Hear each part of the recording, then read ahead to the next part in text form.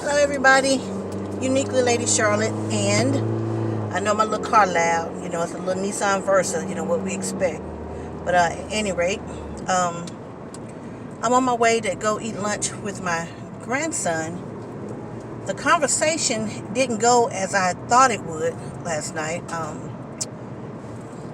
Okay. It didn't go as I thought it would. Let me tell you how the conversation went. So last night, I'm talking to my daughter, Uniquely Lady Candy Cane, and that's the one that was in the military. They got married, but also now is divorced. Yeah, to that same dude. So, anyway, I was talking to her on the phone, and we were laughing about some stuff and celebrating the fact that Uniquely Lady Baby paid off her car yesterday, and she was so excited, and we were all excited for her for doing that. I mean, that's a big accomplishment. I don't know why my thing foggy, but that's a big accomplishment. So, being 24, we were just really excited for her, and she was just screaming in the car, whatever. So later, Uniquely Lady Candy Cane calls me on the phone again, and I'm thinking, now what she want? I done talked to her one time today. Why she calling again? So I answer the phone, and we're talking, and she's telling me something funny that happened. And then my grandson gets on the phone. After I talk to my granddaughter, my grandson gets on the phone, and he's like so excitable, very excitable.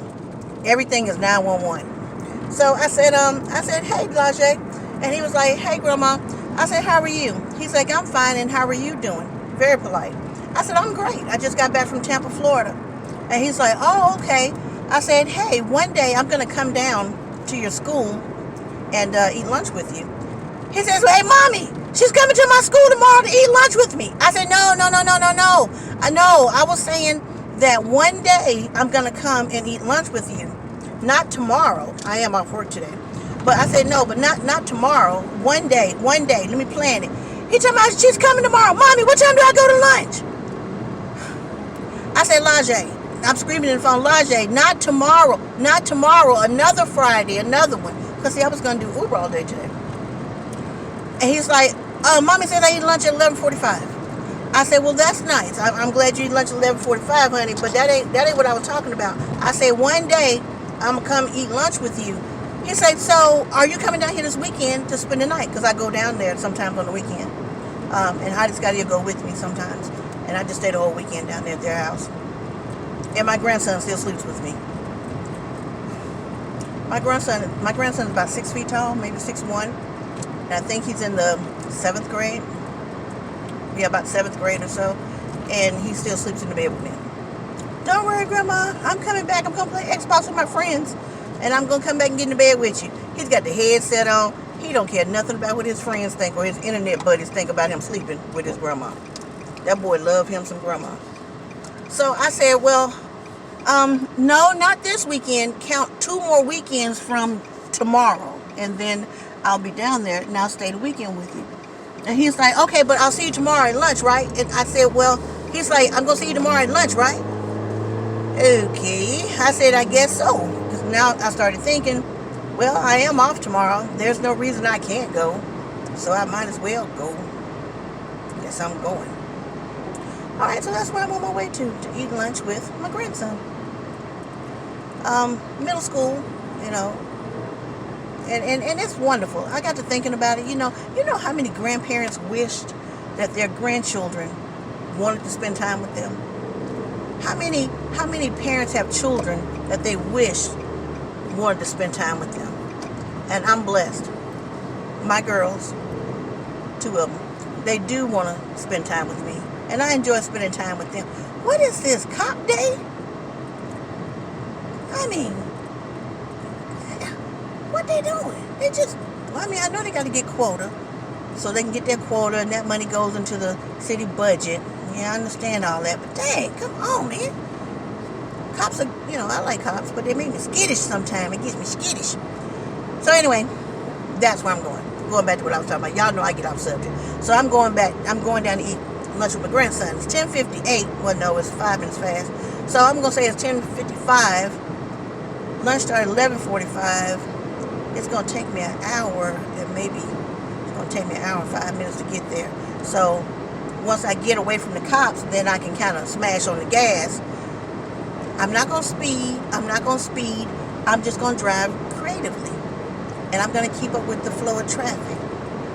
That's what and keep myself out of boxed areas, in the boxed areas with the cars and stuff. Keep myself out of boxed areas. So that may require a slight acceleration from time to time. Just to keep myself safe, looking out for myself as well as the other drivers. At any rate. So now I want to tell you guys about when I went to the convenience store in Tampa, right down the street, around the corner from my hotel in the dark. All right, so I was hungry, and I'm like, I'm a diabetic for one, so I got to eat. But I'm like, man, that's a long walk to the store for me, especially when you're not familiar with the neighborhood. I'm like, that's a long walk. And I didn't see many people walking, from the neighborhood, but I did see some. Mostly everybody had bikes, so I saw some. So I'm like, well, I just got to take my chances. That was on Tuesday. So I put on my clothes. I said, well, let me try to blend in. Let me try to look like I'm from the area, So I was looking at what the people had on that was, by my hotel in the neighborhood. So I said, okay, I'm going to put on a shirt that don't match my pants and put on some shoes.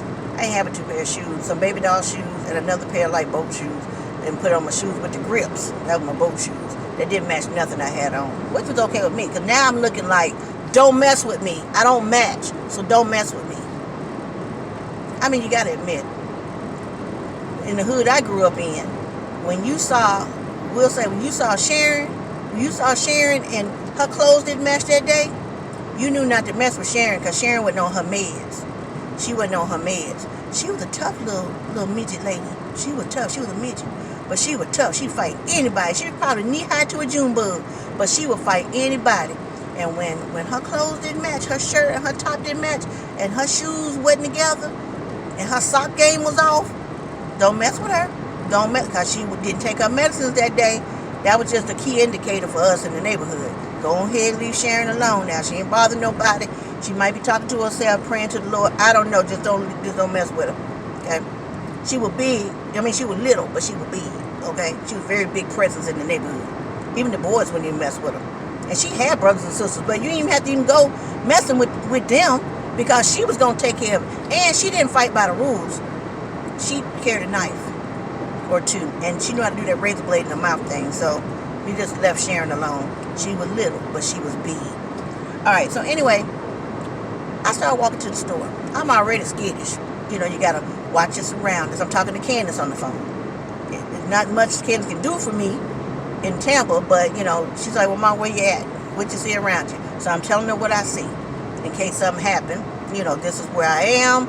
I'm right here at the highway. I can't remember the name of it now, but I was right at the highway, whatever, walking to the store. I said, now, I could go around the block, around the curve on the service road, or I can cut through this parking area. So I said, well, I saw some people earlier today that work at the hotel. They came through the parking area, and it's gated. It was a narrow parking lot, like an abandoned parking lot. Nobody parked there, and they had gates all around the side, all the way up through there. So if something got after you, you wasn't getting out of there. I mean, you just had to fight. It wasn't running, because I'm too fat, too slow to run, so I'm just going to fight. But I'm like, they came through there together as a group. It was about 8 of them that came to work together, so they came through there. And I'm like, I'm just going to walk tough. I got my clothes on, don't match. I'm getting through here because I need to eat before I pass out somewhere. I'm walking through, talking to Candace on the phone, and then I'm thinking, hey, I'm in Florida. Where are all them damn iguanas? Because I've been watching a lot of that iguana, where they call it the chicken of the trees, and they've been eating iguanas. I ain't seen not one iguana. Not one. I mean, hell, they probably ate all these iguanas. But it did look really tasty, though. I ain't gonna lie. It did look really tasty. When they cooked it up, put seasonings on it, it would look really good. So anyway, I'm walking through talking to Candace. We laughing and joking about some stuff. So now, I get into the store. Well, I'm walking in the store parking lot. Now, I say this store was the hangout. There was a dude standing there with a gas can in his hand. I said, okay, I know this one right here, because this is what they do it my way. That's what they do it my way. But they don't stand at the gas station. They stand like in the Walmart parking lot with the gas station. They don't stand at the store, at the entrance, waiting on you to give them dollars to get some gas. Everybody know that scam.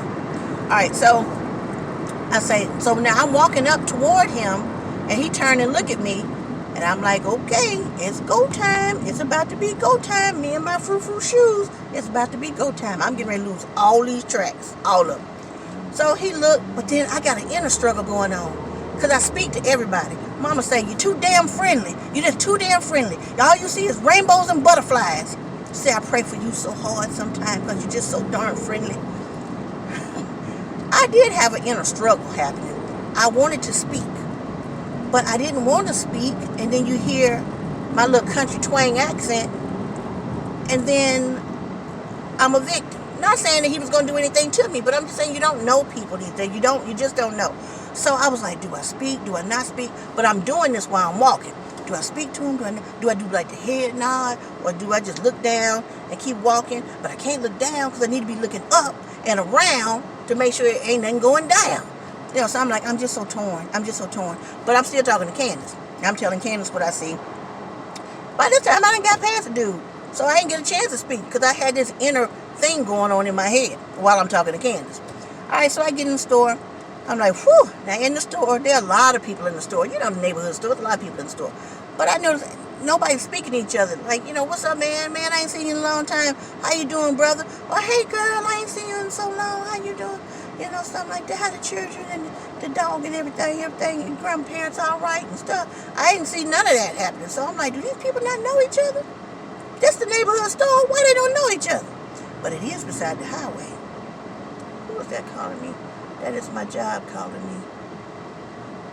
Okay, I have to call him back because I'm off today. So I'll call Miss Terry back.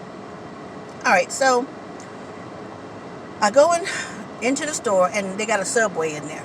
So I'm like, okay, I like Subway. I'm give me a Subway sandwich, cold cut trio. I'm gonna get the 12-inch because that's gonna last me, tonight, and then I eat the other half in the morning. And it's good for me. It's vegetables and things, and okay, the cold cut part wasn't no good, but all the cholesterol. But it was good. I like the cold cut trio.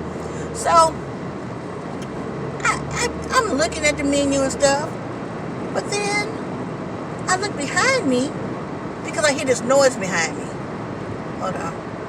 Okay. So I look behind me because I hear a noise at the table. It's a little table, one little table, maybe two tables are joined together or something. And this lady and her boyfriend were there. All right. So I'm thinking, what's wrong with her? Because all of a sudden she just sprawled out.